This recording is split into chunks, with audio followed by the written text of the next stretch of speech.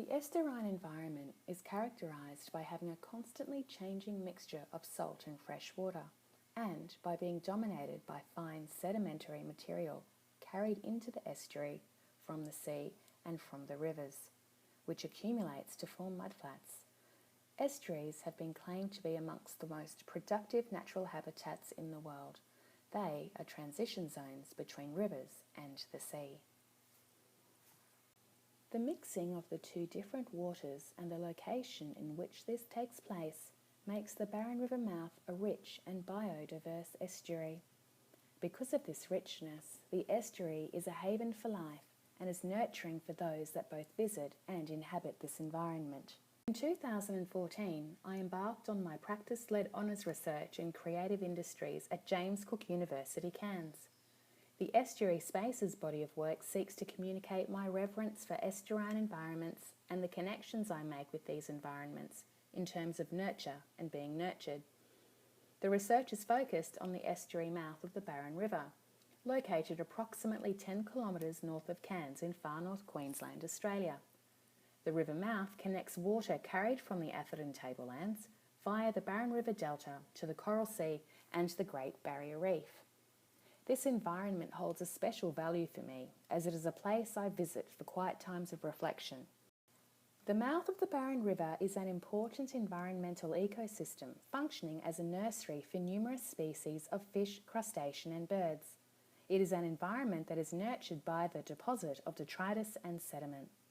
The ebb and flow of the tide, in conjunction with the flow of the river and wet season flooding, produces this sediment. Flooding and tide and the resulting sediment and detritus deposit is essential to the health of this waterway. It boosts the production of invertebrates, triggers breeding cycles in fish and birds, creates nursery habitats for fish and birds, promotes regeneration of vegetation, and establishes areas for aquatic plants to colonise. This sediment underpins the basis of nutrient production, which in turn nurtures the young and facilitates these perfect nursery conditions. Many faunal species of estuarine and marine origin inhabit the downstream section of the Barron River. As the sediments deposited in the Barron River mouth form the basis of nutrients and nurturing for the creatures that inhabit the estuary, so too does it form the location for nurturing relationships. Biophilia is a term that describes the nurturing connections I value. The word biophilia is derived from two Greek root words, philia from philos, meaning affection and love, and bio from bios, meaning life. Biophilia is defined as an innate and genetically determined affinity of human beings with the natural world. The biologist and theorist Edward O. Wilson says biophilia is the connections that human beings subconsciously seek with the rest of life. The biophilia and topophilia, meaning love of place, in regards to nurturing, informs this research and the production of works of art based on the Barron River Estuary.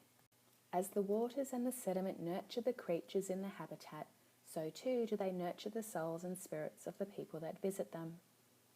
People are part of the landscape at the Barron River, and they commune these waters in different ways. Some ways are a chair on the beach, in a boat, in the river with a net for prawns and fish, pumping the mudflats for yabbies, a bonfire on the beach at moonrise, or setting crab pots to check at the change of tide. These different activities are nurturing to the spirit by providing fresh air and warm water, and relationships by facilitating a relaxing environment in which to talk and enjoy each other's company. The estuary holds a special value to me because of these intrinsic nurturing qualities. The location provides perfect opportunity to photograph, sketch, and contemplate. It influences, impacts, and informs my research and nurtures my creativity.